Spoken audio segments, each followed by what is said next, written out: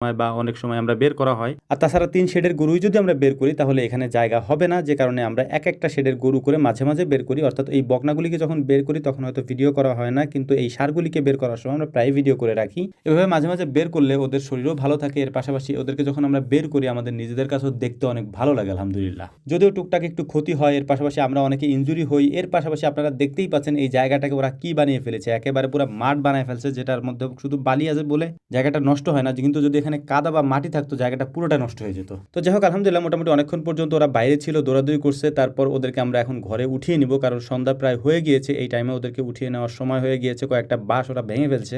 এই বড় ষাঁড়টাকে নিয়ে সব থেকে বেশি সমস্যায় আমাদের পড়তে হবে বলে আমরা আশা করেছিলাম, কিন্তু ওকে আমরা বেশ কয়েকবার বের করার ফলে ও আস্তে আস্তে করে স্বাভাবিক হওয়া শুরু করেছে। এবং এখন যখন বাইরে আসে তখন মানে প্রথম যখন বাইরে আসছিল ওরকম আচরণটা এখন আর করে না। তো যাই হোক আলহামদুলিল্লাহ, আপনারা আমাদের জন্য দোয়া করবেন, আল্লাহ তাআলা যেন আমাদের এই খামারে বারাকা দান করেন। আসসালামু আলাইকুম ওয়া রাহমাতুল্লাহ।